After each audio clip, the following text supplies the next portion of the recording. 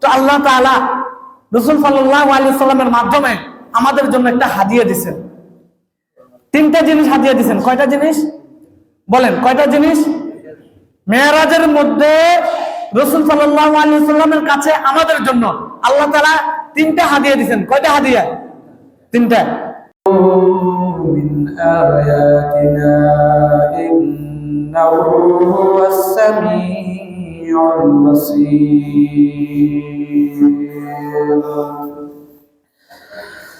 قال رسول الله صلى الله عليه وسلم لا يؤمن أحدكم حتى أكون أحب إليه من والده وولده والناس أجمعين.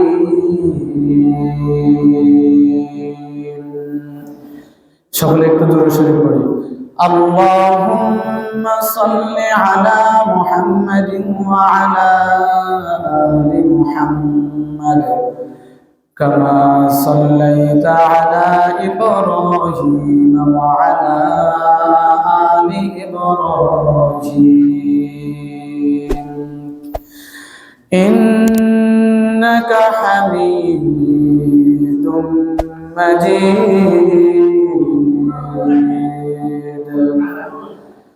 اللهم بارك على محمد وعلى آل محمد كما باركت على إبراهيم وعلى آل إبراهيم إنك حميد مجيد. সবাই যখন একটু জিকির করি লা ইলাহা ইল্লাল্লাহ লা ইলাহা ইল্লাল্লাহ লা ইলাহা ইল্লাল্লাহ লা ইলাহা ইল্লাল্লাহ لا إله إلا الله لا إله إلا الله محمد رسول الله صلى الله عليه وسلم.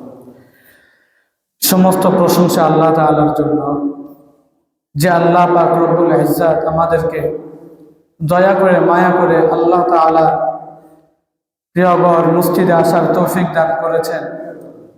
এজন্য আমরা সকলে আল্লাহ তাআলার দরবারে শুকরিয়া আদায় করি। আলহামদুলিল্লাহ, আলহামদুলিল্লাহ। প্রিয় উপস্থিতি, আজকে আমি আমার বিষয়বস্তু নির্ধারণ করেছি। যেহেতু রজব মাস চলতেছে, রজব মাসে আমি রাসূলুল্লাহ সাল্লাল্লাহু আলাইহি ওয়াসাল্লামের মেরাজকে একেবারে সংক্ষিপ্ত আকারে আমি আপনাদের সামনে তুলে ধরার চেষ্টা করব ইনশাআল্লাহ। আল্লাহ তাআলা কোরআনের মধ্যে বলেন, সুবহানাল্লাযী আসরা বিআবদিহি লাইলাম মিনাল মাসজিদিল হারাম ইলাল মাসজিদিল আকসাল্লাযী إلى المسجد الأقصى الذي باركنا حوله لنريه من آياتنا إنه هو السميع البصير. سبحان الذي أسرى بعبده ليلا من المسجد الحرام إلى المسجد الأقصى الذي باركنا حوله لنريه من آياتنا إنه هو السميع البصير.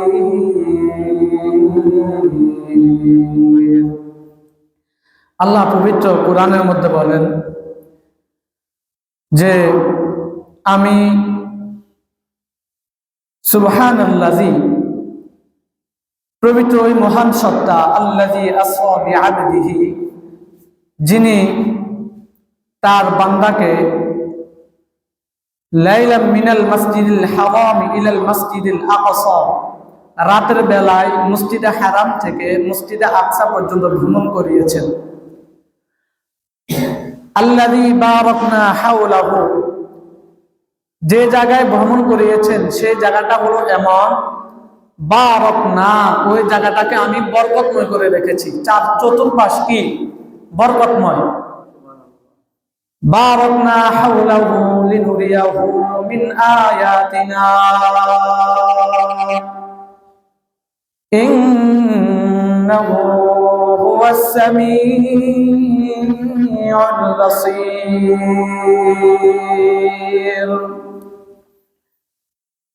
যে আল্লাহ তাআলার প্রিয় এক বান্দাকে রাতের বেলায় মসজিদে হারাম থেকে মসজিদে আকসা পর্যন্ত ভ্রমণ করিয়েছেন। তো রাসূলুল্লাহ সাল্লাল্লাহু আলাইহি ওয়াসাল্লামের যে মেরাজ, এটাকে আমরা দুই ভাগে বিভক্ত করি। রাসূল সাল্লাল্লাহু আলাইহি ওয়াসাল্লামের মেরাজের রাতে দুইটা ভ্রমণ হয়েছে। কয়টা ভ্রমণ? দুইটা ভ্রমণ। একটা ভ্রমণ হলো জমিন থেকে জমিনে, আর একটা ভ্রমণ হলো জমিন থেকে আসমানে। তো রাসূলুল্লাহ সাল্লাল্লাহু আলাইহি ওয়াসাল্লাম জমিনে যে ভ্রমণ করেছেন, সেই ভ্রমণের সীমানাটা কতটুকু? বলে মসজিদে হারাম থেকে মসজিদে আকসা পর্যন্ত রাসূল সাল্লাল্লাহু আলাইহি ওয়াসাল্লামের একটা ভ্রমণ। রাসূলুল্লাহ সাল্লাল্লাহু আলাইহি ওয়াসাল্লাম জমিনের মধ্যে যে বাহনের মাধ্যমে ভ্রমণ করেছেন, ওই বাহনকে আমরা বোরাক বলে ডাকি, বোরাক নামে পরিচিত। বলে বোরাকের দ্রুত গতিটা কেমন ছিল? বলে বোরাকের দ্রুততা বা বোরাকের এত এই পরিমাণ গতি ছিল যে বোরাকের চোখের নজর যেখানে পড়ে তার এক থেকে আরেকটা পাও সেখানে পড়ে। বিদ্যুতের গতির চেয়েও বোরাকের গতি কি দ্রুত ছিল। তো আল্লাহ তাআলা রাসূলুল্লাহ সাল্লাল্লাহু আলাইহি ওয়াসাল্লামকে এই বোরাকের মাধ্যমে মসজিদে হারাম থেকে মসজিদে আকসা পর্যন্ত রাতের বেলা ভ্রমণ করিয়েছেন। আর এই ভ্রমণটাকে আমরা ইসরা বলে নামকরণ করি। ওলামায়ে কেরাম এটাকে ইসরা বলেন। রাসূল সাল্লাল্লাহু আলাইহি ওয়াসাল্লাম এই মসজিদে হারাম থেকে মসজিদে আকসা পর্যন্ত গিয়ে সেখানে কি করেছিলেন? বলে আল্লাহ তাআলা পূর্বেকার সমস্ত নবীদেরকে মসজিদে আকসার মধ্যে একত্রিত করেছেন। মসজিদে আকসার মধ্যে একত্রিত করে রাসূল সাল্লাল্লাহু আলাইহি ওয়াসাল্লাম যখন মসজিদে আকসা গেলেন, তখন জিবরাইল আলাইহিস সালাতু ওয়াস সালাম রাসূলুল্লাহ সাল্লাল্লাহু আলাইহি ওয়াসাল্লামের হাত ধরে সামনে নিয়ে গেলেন ইমামতি করার জন্য। অর্থাৎ এখান থেকে আমাদের শিক্ষা হলো যে রাসূল মসজিদে আকসার মধ্যে গিয়ে সমস্ত উলামায়ে কেরামের সমস্ত নবীদের কি করেছেন? ইমামতি করেছেন। আর ইমাম শব্দের অর্থ হলো কি? নেতা। তো যিনি সমস্ত নবীদের সামনে ইমামতি করেছেন, তার মানে তিনি সবচেয়ে বড় নেতা। আল্লাহ তাআলা রাসূলুল্লাহ সাল্লাল্লাহু আলাইহি ওয়াসাল্লামকে কত বড় মর্যাদা নবী হিসেবে আল্লাহ তাআলা আমাদেরকে দান করেছেন। আমরা কতই না সৌভাগ্যশীল উম্মত যে আমাদের নবী এমন এক নবী, যে নবী সমস্ত নবীদের ইমাম হয়েছিলেন। আমাদের নবী এমন এক নবী, যেই নবীর উম্মত হওয়ার জন্য হযরত ঈসা আলাইহিস সালাতু ওয়াস সালাম আল্লাহ তাআলার কাছে দোয়া করেছিলেন, আল্লাহ গো, আমি দুনিয়াতে আছি, আল্লাহ আপনার কাছে আমার একটা প্রার্থনা। কি তোমার প্রার্থনা কি? বলে আল্লাহ, আপনি শেষ জামানায় এমন একজন নবীকে প্রেরণ করবেন, আমার কত আশা আমি ওই নবীর উম্মত হয়ে যেন দুনিয়াতে আগমন করি। আল্লাহ তাআলা হযরত ঈসা আলাইহিস সালাতু ওয়াস সালামের দোয়াকে কবুল করে ঈসা আলাইহিস সালাতু ওয়াস সালামকে আসমানে তুলে নিয়েছেন, এবং ওই ঈসা আলাইহিস সালাতু ওয়াস সালাম আমাদের নবীর উম্মত হয়ে কোন একটা সময় দুনিয়াতে আগমন করবেন। সুবহানাল্লাহ। বলেন আমাদের নবী কত বড় নবী! আমাদের নবী শুধু তাই নয়, দুনিয়ার ভ্রমণটাই মেরাজ নয়। রাসূলুল্লাহ সাল্লাল্লাহু আলাইহি ওয়াসাল্লাম দুনিয়া থেকে একই রাতে, যে রাতের মধ্যে মসজিদে হারাম থেকে মসজিদে আকসা পর্যন্ত ভ্রমণ করেছেন, ওই রাতে ওই মসজিদে আকসা থেকে সিদরাতুল মুনতাহা, শুধু প্রথম আসমান নয়, শুধু দ্বিতীয় আসমান নয়, তৃতীয় আসমান নয়, চতুর্থ, ষষ্ঠম, সপ্তম, এই সপ্তম আসমান যেখানে সিদরাতুল মুনতাহা রয়েছে, আমাদের নবীজিকে আল্লাহ তাআলা একটা রফরফের মাধ্যমে জমিনের, দুনিয়ার যে জমিন, এই জমিন থেকে রফরফের মাধ্যমে সিদরাতুল মুনতাহা পর্যন্ত একই রাত্রে ভ্রমণ করিয়েছেন। কত বলে রফরফের দ্রুত তার গতি কেমন ছিল বলে, দুনিয়ার মধ্যে যে বোরাকের মাধ্যমে রাসূল সাল্লাল্লাহু আলাইহি ওয়াসাল্লাম দুনিয়ার ইসরা অর্থাৎ যে ভ্রমণ করিয়েছেন, বলে রফরফ এটা ওই বোরাকের চেয়ে আরো দ্রুতগামী। তাহলে আল্লাহ তাআলা আমাদের নবীজিকে যে দুইটা জিনিসের মাধ্যমে ভ্রমণ করিয়েছেন, আজ পর্যন্ত কোন বিজ্ঞানী, কোন গবেষণাকারী, যে যত বড় বিজ্ঞানী হোক না কেন, যে যত বড় চিন্তাশীল হোক না কেন, রাসূল সাল্লাল্লাহু আলাইহি ওয়াসাল্লামকে আল্লাহ তাআলা যে অল্প সময়ের মাধ্যমে সপ্তম আসমান পর্যন্ত মসজিদে হারাম থেকে মসজিদে আকসা থেকে সিদরাতুল মুনতাহা পর্যন্ত তার ঊর্ধ্বে আল্লাহ তাআলা রাসূলুল্লাহ সাল্লাল্লাহু আলাইহি ওয়াসাল্লামকে ভ্রমণ করিয়েছেন, যে সময়ের মাধ্যমে আজ পৃথিবীর মধ্যে যত গবেষণাকারী, যত বিজ্ঞানী তারা একত্রিত হয়েও অল্প সময় কেন, এই সময়টাকে যদি তারা ভাগ করে নেয়, তারপরেও এই সময়ের মধ্যে এই বহন, তারা এত দ্রুতগামী বহন তারা আজ পর্যন্ত তৈরি করতে পারে নাই, তৈরি করতে পারবেও না। তাহলে সমস্ত বৈজ্ঞানিকদেরকে আমার আল্লাহ তৈরি করেছেন, সুতরাং যাদেরকে আল্লাহ সৃষ্টি করেছেন তাদের আল্লাহর বৈজ্ঞানিকদের সাথে কোনো তুলনাই হয় না। তাদের বৈজ্ঞানিককে আল্লাহর বৈজ্ঞানিকের সাথে কোনোভাবে মেসাল দেওয়া যাবে না।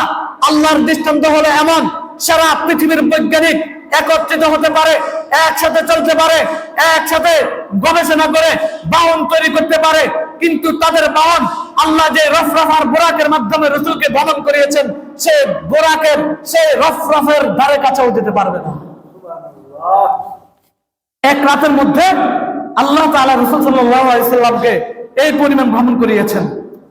শুধু তাই নয়, রাসূলুল্লাহ সাল্লাল্লাহু আলাইহি ওয়াসাল্লাম একে একে তিনি যখন আসমান থেকে আসমানের দিকে উপরে উড়ে যাচ্ছেন, তখন রাসূলুল্লাহ সাল্লাল্লাহু আলাইহি ওয়াসাল্লামের সাথে পূর্বেকার অনেক নবীদের সাথেও সাক্ষাৎ হয়েছিল।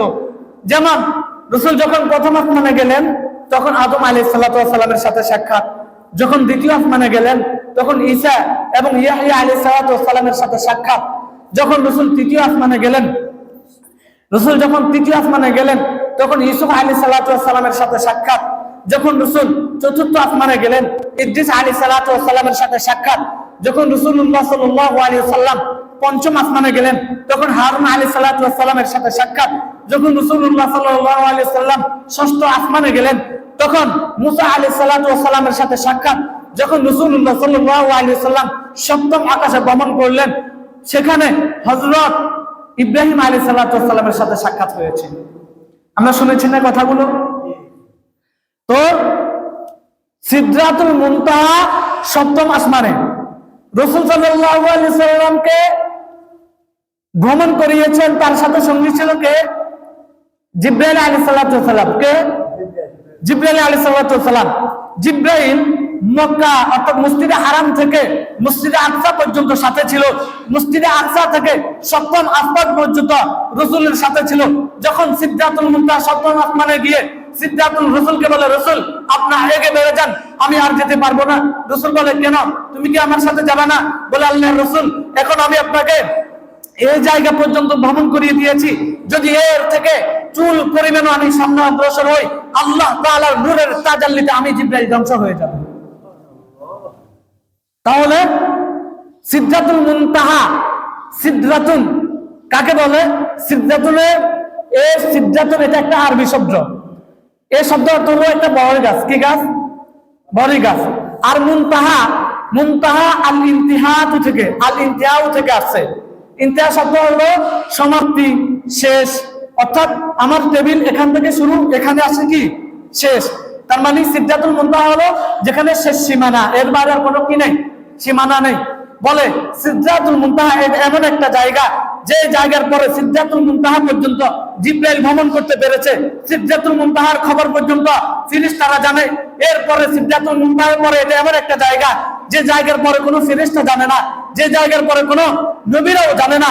শুধু আমি একমাত্র আল্লাহ, যিনি অনুগ্রহ করে দয়া করে প্রিয় নবী রাসূলুল্লাহ সাল্লাল্লাহু আলাইহি ওয়াসাল্লামকে সিদরাতুল মুনতাহার ঊর্ধ্বেও আমি আল্লাহ ভ্রমণ করিয়েছি।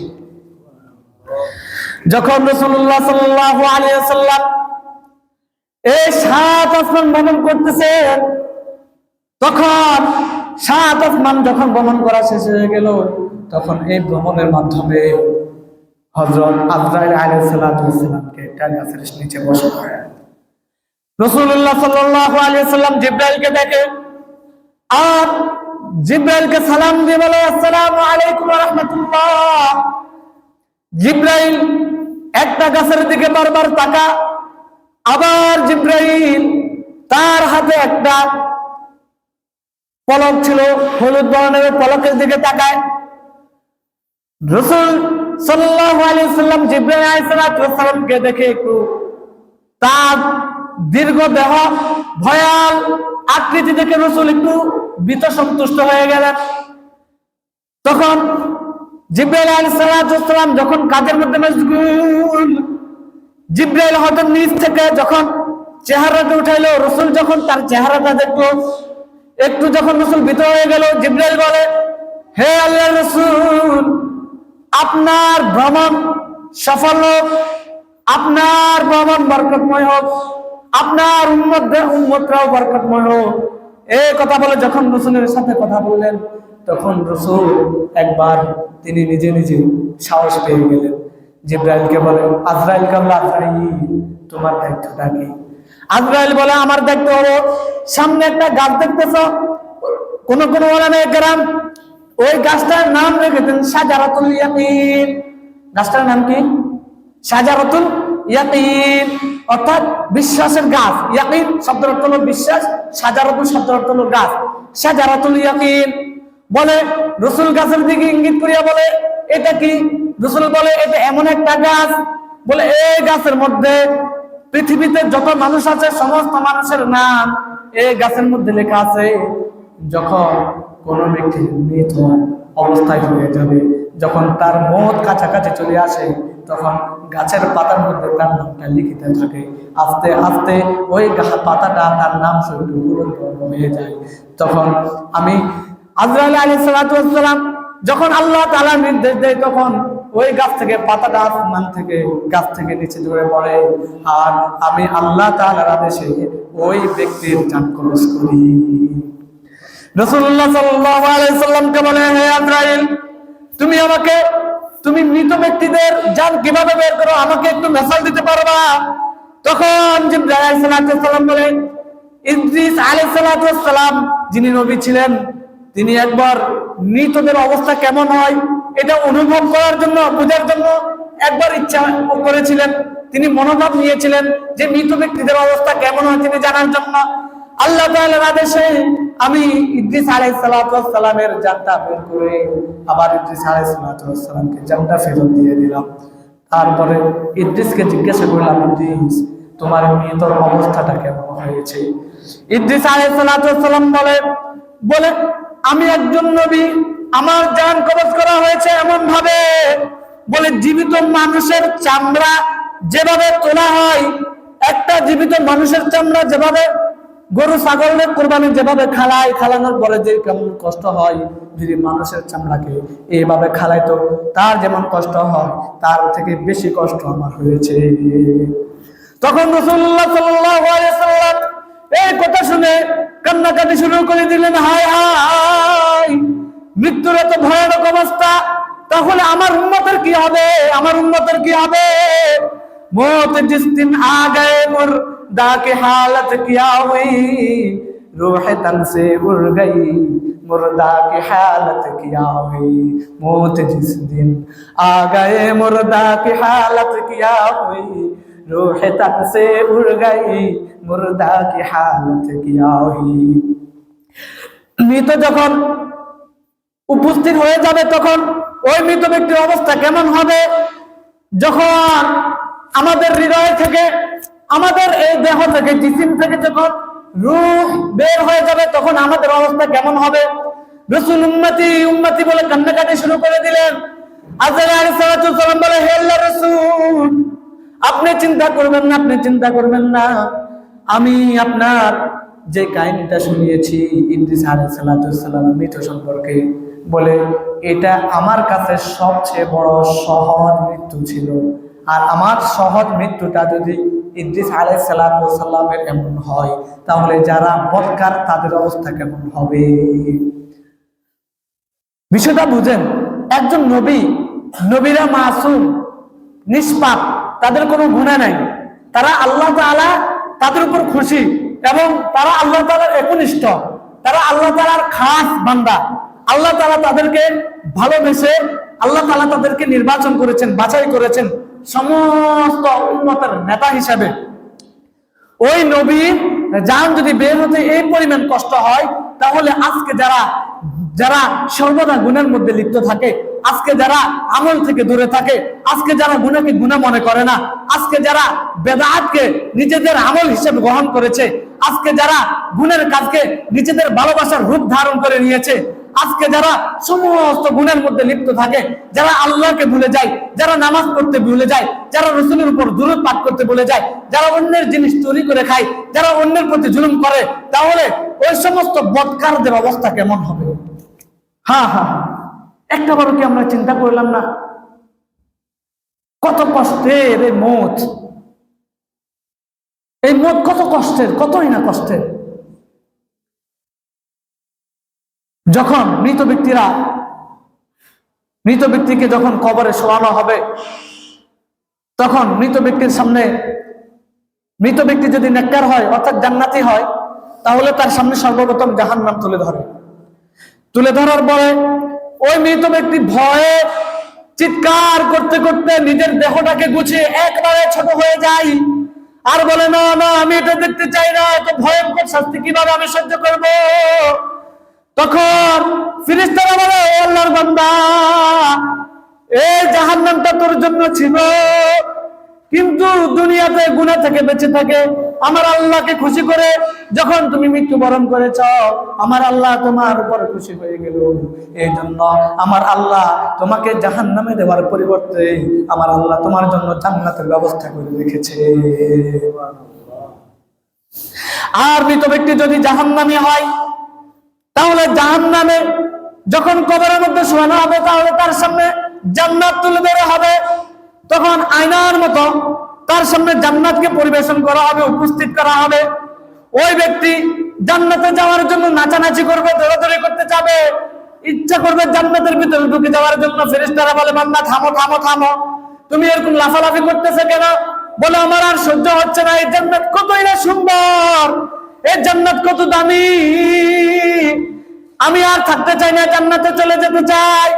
তখন ফেরেশতারা বলবে, আল্লাহর বান্দা, এই জান্নাতটা আল্লাহ তোর জন্য বানিয়েছিল, কিন্তু দুনিয়াতে আল্লাহ তাআলা তোকে ইচ্ছা শক্তি দিয়েছে, তুই ইচ্ছা শক্তি অনুযায়ী কাজ করলি না, ইচ্ছা অনুযায়ী চললি, দুনিয়াতে আমল করতে পারলি না, আল্লাহকে খুশি করতে পারলি না, নিজের মন চাহে জিন্দেগি জীবন যাপন করে যখন তোমরা গুনাহ করলা, নামাজ পরিত্যাগ করলা, অন্যের উপর জুলুম করলা, তখন আমার আল্লাহ তাআলা তোমার উপর অসন্তুষ্টি হয়ে গেল।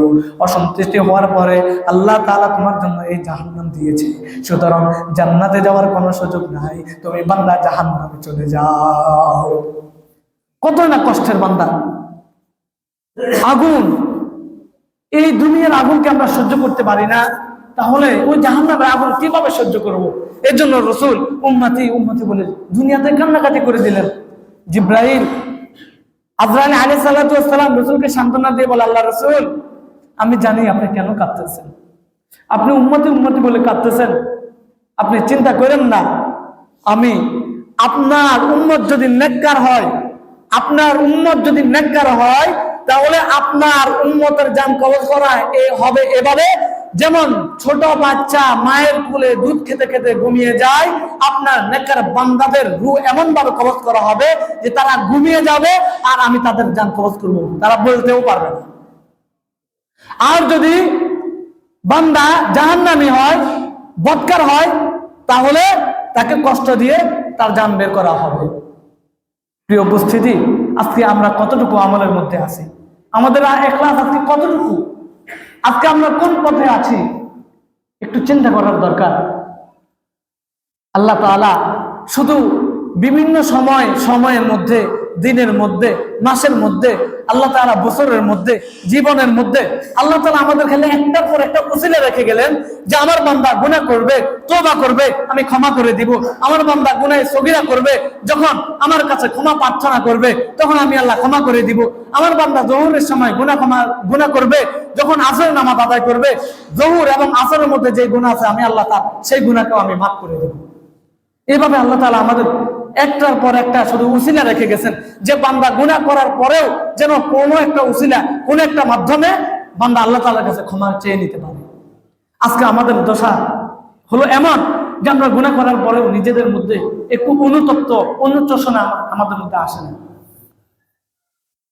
একটু লজ্জা আমাদের লাগে না যে হায়, এই আল্লাহ আমাকে এত ছাড় দিল, আল্লাহ আমাকে এত ভালোবাসে, তাহলে আমি আল্লাহর জন্য কি করতে পারলাম? গুনাহটা একটু পরিত্যাগ করতে পারলাম না? গুনাহটা একটু ছেড়ে দিতে পারলাম না? হায় হায় হায় হায়, আমাদের কি অবস্থা হবে? রাসূলুল্লাহ সাল্লাল্লাহু আলাইহি ওয়াসাল্লাম যখন আল্লাহর কাছে গেলেন, সাক্ষাৎ করলেন, তো আল্লাহ তাআলা আমাদের জন্য কি দিবে? হায় রাসূল, আমাদের রাসূল আল্লাহর সাথে সাক্ষাৎ করে এসেছেন, আল্লাহর সাথে কথা বলে এসেছেন। রাসূল বলে আমি তো সাক্ষাৎ করেছি, আমার উম্মত আল্লাহর সাথে কথা বলার কোনো মাধ্যম নাই, আল্লাহর সাথে কথা বলার, সাক্ষাৎ করার কোনো সুযোগ নাই, কি করা যায়?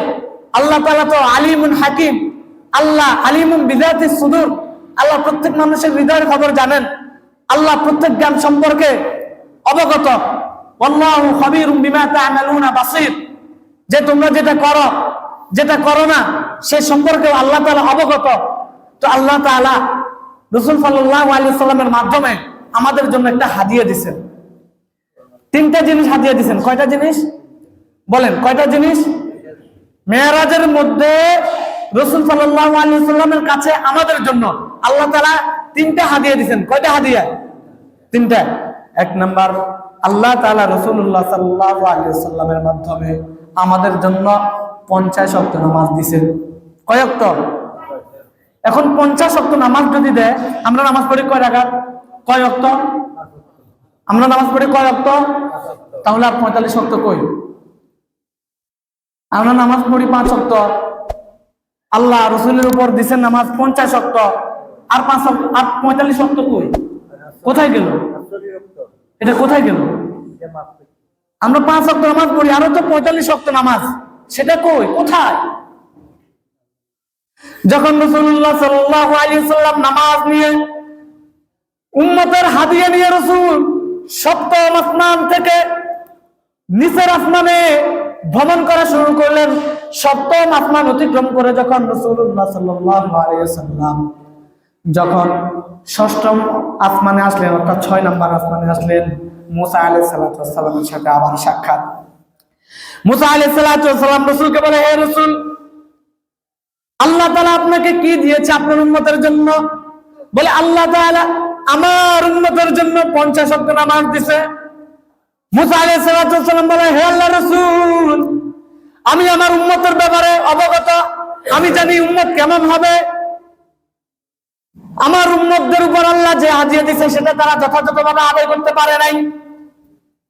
হে আল্লাহর রাসূল, আপনি আল্লাহর কাছে যান, বলে আল্লাহ গো 50 ওয়াক্ত নামাজ থেকে কিছু কমায়া দেন, কারণ 50 ওয়াক্ত নামাজ আপনার বান্দা পড়তে পারবে না। তখন রাসূল আল্লাহর কাছে আবার গেলেন, যাওয়ার পরে আল্লাহকে বলেন, আল্লাহ 50 ওয়াক্ত নামাজ থেকে কিছু কমায়া দেন। আল্লাহ বলে 5 ওয়াক্ত কমাইলাম। আবার সপ্তম আসমানে মুসা আলাইহিস সালামের সাথে সাক্ষাৎ। মুসা আলাইহিস সালাম আবারও রাসূলকে জিজ্ঞাসা করলেন, রাসূল কয় ওয়াক্ত? বলে আল্লাহ 5 ওয়াক্ত কমাইছে। বলে আবার আল্লাহর কাছে যান। আবার গেলেন, আল্লাহকে বলে, আল্লাহ আমাকে আরো কিছু কমাইয়া দেন। আল্লাহ বলে আবারও 5 ওয়াক্ত কমাইলাম। এইভাবে মুসা আলাইহিস সালাম রাসূলকে বলে, হে রাসূলুল্লাহ, আপনার সাথে সাক্ষাৎ করিয়া নামাজ কমান। রাসূল আবার যাই কমাই, আবার আসমানে আসে, আবার আসমান থেকে মুসা আলাইহিস সালামের সাথে সাক্ষাৎ করিয়া আবার তিনি আল্লাহর কাছে যান। এইভাবে 9 বার রাসূলুল্লাহ সাল্লাল্লাহু আলাইহি ওয়াসাল্লাম আল্লাহ তাআলার কাছে গেলেন। আল্লাহ তাআলাকে বলে, আল্লাহ গো, আপনি আমাকে নামাজ কমাইয়া দেন। যখন 45 ওয়াক্ত কমাইয়া দিল, বাকি হচ্ছে 5 ওয়াক্ত। যখন রাসূলুল্লাহ সাল্লাল্লাহু আলাইহি ওয়াসাল্লাম সপ্তম আসমানে আসলেন, অর্থাৎ 6 নম্বর আসমানে আসলেন, তখন মুসা আলাইহিস সালামের সাথে সাক্ষাৎ। মুসা আলাইহিস সালাম বলে, আল্লাহর রাসূল নামাজ থেকে কিছু কমাইছে কিনা? মুসা আলাইহিস সালামের জল প্রশ্নে রাসূল সাল্লাল্লাহু আলাইহি ওয়াসাল্লাম উত্তর দিলেন, হ্যাঁ, 45 ওয়াক্ত নামাজ কমায়া আর 5 ওয়াক্ত আছে। মুসা আলাইহিস সালাম বলে, আল্লাহর রাসূল আবার আল্লাহর কাছে যান, নামাজটা আরো কমায় আনেন। রাসূল সাল্লাল্লাহু আলাইহি ওয়াসাল্লাম বলে, 9টা বার আল্লাহর কাছে গেলাম, এখন আর নামাজ কমাইতে আমার লজ্জা লাগে। আল্লাহর কাছে আর আমি নামাজের জন্য এই হাদিয়া কমানোর জন্য যাইব না। তখন আল্লাহ তাআলা এখন এখন এখন আমাদের কাছে একটা প্রশ্ন, যে হুজুর, আল্লাহ আমাদেরকে 50 ওয়াক্ত নামাজ দিছে, আমি যদি 50 ওয়াক্ত নাই পড়তে পারতাম, আমি যদি 10 ওয়াক্ত পড়তে পারতাম, তাহলে আজকে আমি 5 ওয়াক্ত পড়ি, ওই সময় 10 ওয়াক্ত পড়লে আমার সওয়াব বেশি হতো। হে আল্লাহ, আমি যদি আমার সক্ষম, আমি 50 ওয়াক্তই পড়তাম, তাহলে আল্লাহ তাআলা আমাকে 50 ওয়াক্ত নামাজ দিত। রাসূল আল্লাহর কাছে গেলেন, আল্লাহ 45 ওয়াক্ত কমাইয়া দিলেন, বাকি রয়েছে 5 ওয়াক্ত। তাহলে তো আমি 45 ওয়াক্ত নামাজ থেকে আমি বঞ্চিত। প্রশ্ন আসে না যে 50 ওয়াক্ত নামাজ থাকলে আমি বেশি সওয়াব পাইতাম, এখন 5 ওয়াক্ত আমি কম পাইতেছি। যদি 50 ওয়াক্ত থাকতো 50 ওয়াক্তের সওয়াব পাইতাম, এখন 5 ওয়াক্ত আমি 5 ওয়াক্তের সওয়াব পাই। তাহলে রাসূল কেন আল্লাহর কাছে যাই কমাইছে? এই প্রশ্ন কারো মনে আসতে পারে না? আল্লাহ তাআলা আলিমুম বিযাতিস সুদূর। আল্লাহ তাআলা জানেন যে বান্দা কখনো কখনো এমন প্রশ্ন আসতে পারে, করতে পারে। আল্লাহর রাসূল, আপনি ভালো করে শুনেন, আপনাকে 50 ওয়াক্ত নামাজ দিয়েছি, এই 50 ওয়াক্ত নামাজ থেকে কমাইতে কমাইতে 5 ওয়াক্ত নামাজে নিয়ে এসেছেন। তারপরেও আমি আল্লাহ আসমান থেকে ঘোষণা করে দিলাম, আপনার উম্মত যদি এই 5 ওয়াক্ত নামাজ যথাসময়ে আদায় করতে পারে, আমি আল্লাহ তাআলা ওই 5 ওয়াক্ত নামাজের আমলের মধ্যে আমি আল্লাহ 50 ওয়াক্ত নামাজের সওয়াব দান করে দিব। দেখেন, আল্লাহ তাআলা আমাদের জন্য উসিলা, যে বান্দারা আমি 50 ওয়াক্ত নামাজ তার উপর ফরজ করেছি, বান্দা পড়তে পারবে না, কিন্তু এখন যদি আমি 45 ওয়াক্ত নামাজ কমাই দিই, তাহলে 45 ওয়াক্ত নামাজের সওয়াব থেকে বান্দা বঞ্চিত হবে না। আমার বান্দা বয়স কম হতে পারে, বান্দার সময় কম হতে পারে, বান্দার হায়াত ছোট হতে পারে, কিন্তু ও সারা পৃথিবীর মানুষ শুনে রাখো, ও আগের নবীর উম্মতেরা, তারা যে আমল করে সওয়াব পাইতো, আমার রাসূলুল্লাহ সাল্লাল্লাহু আলাইহি ওয়াসাল্লামের উম্মত যদি 5 ওয়াক্ত নামাজ পড়ে, তারা যদি সামান্য সময়ের মধ্যে, অল্প হায়াতের মধ্যে সামান্য আমল করে, ইখলাসের সাথে করে এবং সেটা রাসূলের তরিকা অনুযায়ী করে, আমি আল্লাহ তাআলা তার সওয়াবকে বৃদ্ধি করতে করতে করতে আমি আল্লাহ 50 ওয়াক্ত নামাজের সওয়াব যেমন করতাম, 5 ওয়াক্ত নামাজের সওয়াব তেমনই দান করব। তাহলে আল্লাহ তাআলা আমাদের উপর কত বড় অনুগ্রহ করলেন। শুধু তাই না, আল্লাহ তাআলা জানে বান্দা যোহরের নামাজ পড়ে মসজিদ থেকে যখন বের হবে, তখন সে বড় বড় আবার কি করবে, গুনাহ করবে। আল্লাহ তাআলা রাসূলুল্লাহ সাল্লাল্লাহু আলাইহি ওয়াসাল্লামের কলবের মধ্যে দিয়ে দিলেন, রাসূল তার জবান থেকে প্রকাশ করলেন, আসসালাতু ইলাস সালাতি কাফারা। ও মুমিন বান্দা, ভয় নেই, তোমরা ভয় পেও না। আমি আল্লাহ তাআলার পক্ষ থেকে এমন একটা ইলহাম পেয়েছি, ওই ইলহামের মাধ্যমে, যে ইলহাম আমি আমার জবান থেকে প্রকাশ করতেছি, ইলহামটা কি? আসসালাতু ইলাস সালাতি কাফারা। যোহরের নামাজ পড়বা, যখন আসরের নামাজ পর্যন্ত অপেক্ষা করবা, যোহরের নামাজের পরে যদি কোনো গুনাহ করো, তুমি বান্দা আসরের নামাজ আদায় করতে দেরি হবে, আমি আল্লাহ তোমার সগীরা গুনাহ ক্ষমা করতে দেরি হবে না। তুমি বান্দা আসরের নামাজ পড়লা, সগীরা গুনাহ করলা অনিচ্ছাকৃত, তুমি মাগরিবের নামাজ আদায় করতে দেরি হবে, আমি আল্লাহ তোমার সগীরা গুনাহ ক্ষমা করতে দেরি হবে না। তুমি মাগরিবের নামাজ আদায় করার পরে সগীরা গুনাহ করলা, তুমি এছাড়া নামাজ আদায় করতে দেরি হবে, আমি আল্লাহ তোমার সগীরা গুনাহ ক্ষমা করতে দেরি হবে না। আসসালাতু ইলা সালাতি কাফারা, আর রমাদানু ইলা রমাদানি কাফারা, আল জুমআতু ইলা জুমআতি কাফারা, আল হজ্জু ইলা আল হজ্জি কাফারা। এক নামাজের পরে গুনাহ করবা, আরেক নামাজ আদায় করবা, আমি আল্লাহ গুনাহ মাফ করে দিব।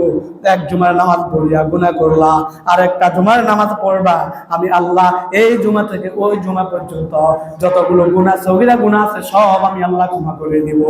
এক রমজানের ঈদ পালন করলা, আরেকটা রমজান ঈদ আসবে, এটার মধ্যে যে সমস্ত সগীরা গুনাহ করবা আমি আল্লাহ ক্ষমা করে দিব। একবার হজ করেছ, এরপরে যদি আরেকবার হজ করো, এই সগীরা গুনাহ আমি আল্লাহ ক্ষমা করে দিব। বলেন আল্লাহ তাআলা কত অনুগ্রহ, কত মাধ্যম আমাদের জন্য ব্যবহার করতেছেন।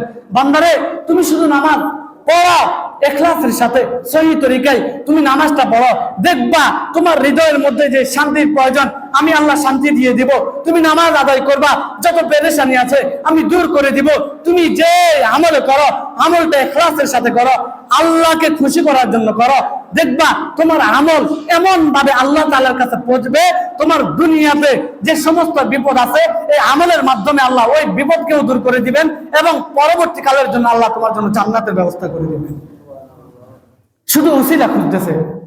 আজকে যখন আমার ছেলে ভুল করে তখন আমি উসিলা খুঁজি, এই ছেলেটা যদি আমার সাথে একবার মাপ চায় আমি তারে ক্ষমা করে দিব। উসিলা খুঁজি না? এই সন্তান যদি আমার দায়িত্ব নেয় আমি সন্তানকে ক্ষমা করে দিব। এই সন্তান যদি আমার খোঁজ খবর নেয় আমি সন্তানকে মাফ করে দিব। আল্লাহ বলে তুমি তোমার সন্তানের মতো যত বড়ই অনুগ্রহ করো না, যত ইহসান দেখাবো না কেন, তোমার দয়া তোমার মায়া আমি আল্লাহর থেকে কখনো বেশি হবে না। আরে আমি আল্লাহ যত অনুগ্রহ, যত ভালোবাসা, যত মহব্বত আছে সব কিছু থেকে তোমার মার মধ্যে একটু দান করলাম, বাপের মধ্যে একটু দান করলাম। সারা পৃথিবীর যত প্রাণী আছে তাদের ভালোবাসা একত্রিত করো, তোমার মায়ের ভালোবাসা একত্রিত করো, বাপের ভালোবাসা একত্রিত করো, স্ত্রীর ভালোবাসা একত্রিত করো। সারা পৃথিবীর যে প্রাণী, সেটা মানুষ হোক বা অন্য কোনো প্রাণী হোক, তাদের ভালোবাসা একত্রিত করেও আমি আল্লাহর ভালোবাসার সামান্য ধারে কাছেও যেতে পারবে না। তাহলে ওই আল্লাহ আমাদের উপর কতটুকু ইহসান, কতটুকু ভালোবাসা আমাদের উপর রেখেছেন। বলেন আমি আল্লাহর বান্দা হইয়া আল্লাহর জন্য কি করব? যে আল্লাহ আমার সৃষ্টি করে, আল্লাহ আমার কোনো মুখাপেক্ষী না। আমি বান্দা দুনিয়াতে থাকলেও আল্লাহর কোনো লাভ হবে না, আমি বান্দা দুনিয়াতে থাকলেও আল্লাহর কোনো ক্ষতি হবে না। আমি দুনিয়াতে থাকা না থাকা এটা আল্লাহর লস ক্ষতির কিছু আসে যায় না। কিন্তু আল্লাহ যদি আমার না হয় আমার জীবন ধ্বংস, আল্লাহ যদি আমার পক্ষে না থাকে আমার সবকিছু শেষ।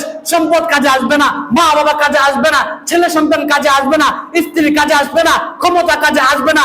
আর আল্লাহ যদি আমার পক্ষে হয়, আমি যদি ফকিরও হই, আমার কোনো সম্পদ নেই, আমার কোনো ক্ষমতা নেই, আমার মাও নেই, বাবাও নেই, টাকাও নেই, পয়সাও নেই, তাহলেও আল্লাহ তাআলার কাছে ওই বান্দাই সবচেয়ে বড় সফল, ওই বান্দাই সবচেয়ে বড় সফল। কারণ ইয়াউমা লা ইয়ানফাউ মালু ওয়ালা বানুন, এমন একটা দিন আসবে যেদিন তোমার মাল তোমার কাজে আসবে না, তোমার সম্পদ তোমার কাজে আসবে না। সুতরাং যে আল্লাহর হয়ে গেল আল্লাহ তার হয়ে যাবে, আর যে আল্লাহর হলো না আল্লাহ তার হলো না। সুতরাং যে আল্লাহর হলো না আর আল্লাহ যদি তার না হয়, তাহলে তার যত ক্ষমতা থাকুক, তার যত রাজত্ব থাকুক, যার যত সম্পদ থাকুক, তার যত ক্ষমতা থাকুক, যত দাপট থাকুক, যত আত্মীয় স্বজন থাকুক, যত নেতা কর্মী থাকুক, কোনো লাভ হবে না, কোনো লাভ হবে না, কোনো লাভ হবে না।